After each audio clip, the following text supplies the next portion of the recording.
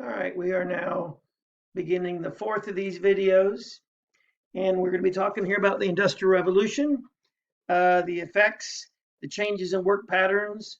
Before, people worked out on farms, and they would basically work from sun up to sundown, often many hours after dark. They worked till the job was done, but now that they're moving towards the cities and getting jobs in factories, rather than being able to sleep in a couple of hours or get up early, go in early, they're on a clock system. And so the clock tends to dominate their lives, and they get paid by the hour, not necessarily by the job.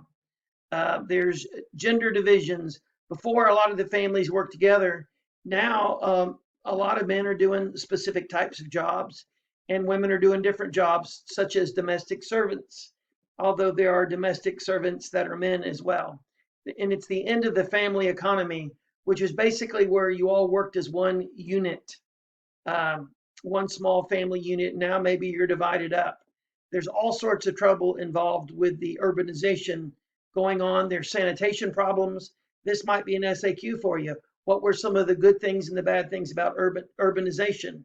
I'm going to go over both of them here now, the good and the bad. Some of the bad things was sanitation problems. What people did out in the country a lot of times, they didn't even pretty much have outhouses back then. You went in a bucket, then you just went and threw it outside somewhere.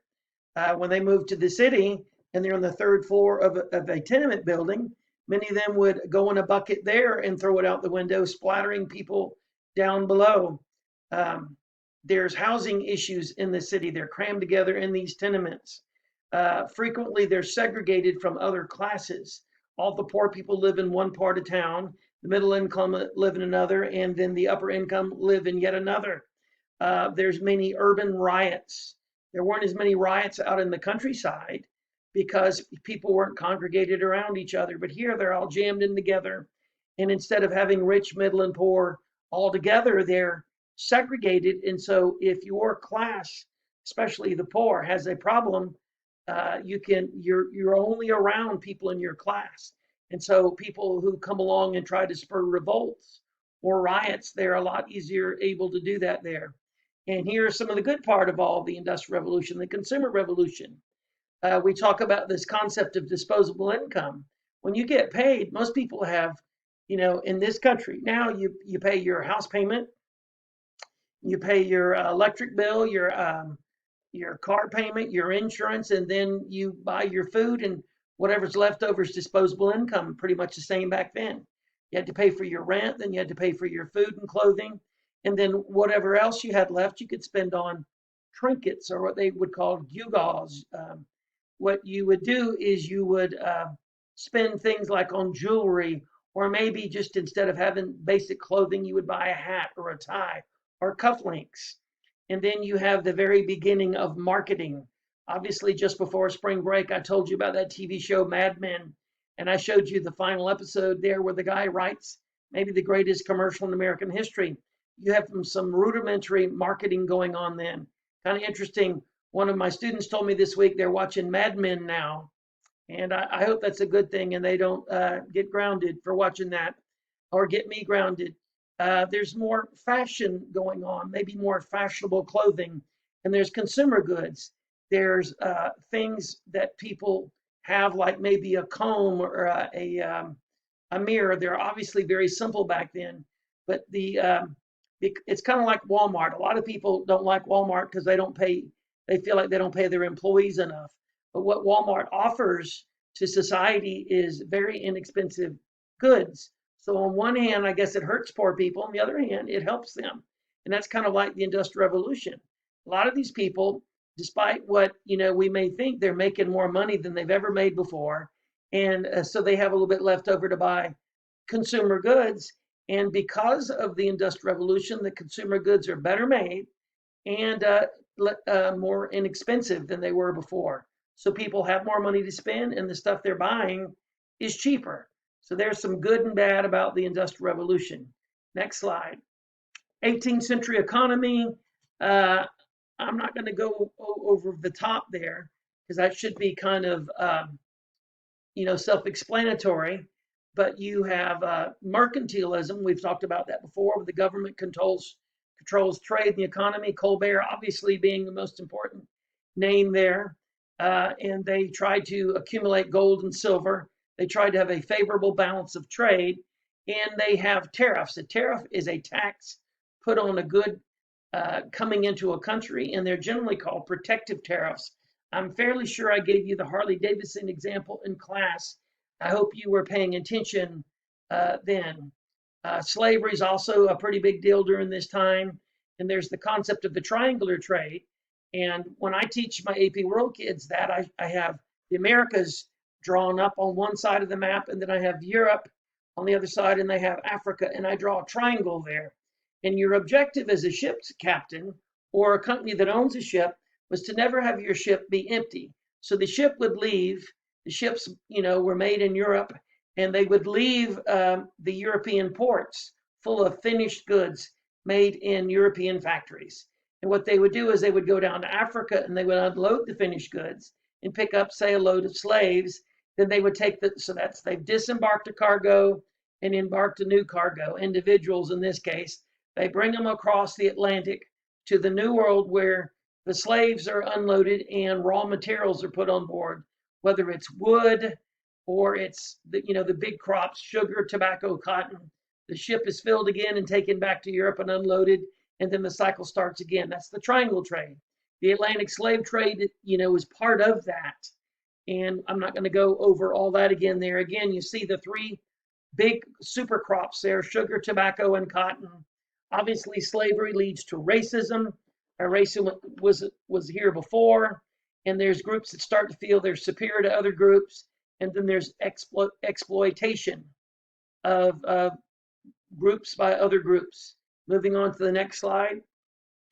I'm not going to cover the War of Jenkins' Ear. I've never seen that on an AP European exam. I think I did way back when they just gave random multiple choice questions, but I think that question was back from like 1997. I've seen some very old exams. We will talk about the other three. Again, I'm going to give you an overview here of this, and maybe these could be SAQs. Obviously, this is going to be this is a tremendously detailed unit and lecture. So let's talk about Austrian succession. So I think I talked about in the previous video about how you had this ruler of Austria. Remember, that's a Habsburg. That's the headquarters or the home base of the Habsburgs. And you had this guy who wanted to make sure that Austria was always ruled by a Habsburg. He also wanted to be able to pass it to his daughter. So he came up with this concept or rule or meeting. I'm not exactly sure what it is, this agreement called the Pragmatic Sanction. And as I recall, he got other countries to agree to it. So then he dies. And it's his daughter's turn to become the emperor of Russia, and she's the very famous Maria Theresa.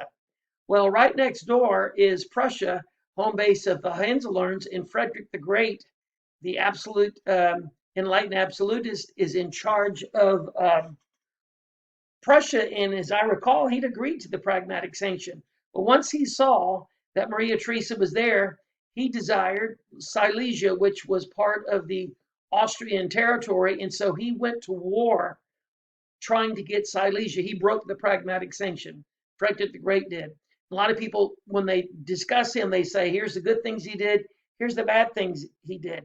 He started a war just to get land, imperialism.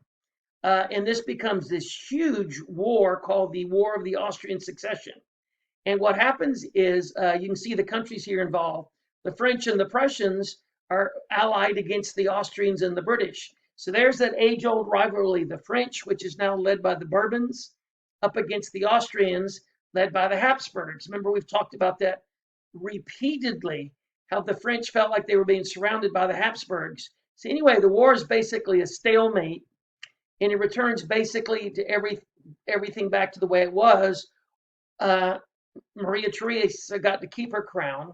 She continued on as ruler of Austria, but Prussia did keep Silesia. So that is one thing that changed. And it was very interesting because the Prussians supposedly have the best army in Europe, and Frederick the Great just about lost this war. After this, you have this here diplomatic revolution. This is very important, and there's a realignment. And so what you see here now, the reason this is called the revolution, look on the left side there. France and Austria become on the same side. So now the Bourbons and the Habsburgs, who hated each other for centuries, are now on the same side. And on the other side is the Prussians and the British. And so if you get an SAQ on the diplomatic revolution, the big deal is the Bourbons and the Habsburgs are now on the same side. So that is the War of the Austrian Succession. Next comes the 7-year, not to be confused with the War of the Spanish Succession. That was Louis the 14th's war. Here comes the 7 Years' War. And remember, it's got two names. In Europe, it's called the 7 Years' War. In North America, it's called the French and Indian War. And you see here, they're kind of comparing it to World War I because there's so many different parts of the world that are involved in this. It's mainly a rivalry war between the French and the British, which is instigated by the Prussians in Europe. Over in North America, obviously, it was where the American colonists were expanding in the Ohio, in the Monongahela River Valley, and they bumped into, I think this is up in New York, they bumped into the French colonists and they started a war. The French sent their army here, the Americans sent their army, the English sent their army to help the Americans. George Washington becomes this big hero in North America. And the British are the winners of this war. And this is the most significant war in the Americas between the British and the French in AP World History and AP European History.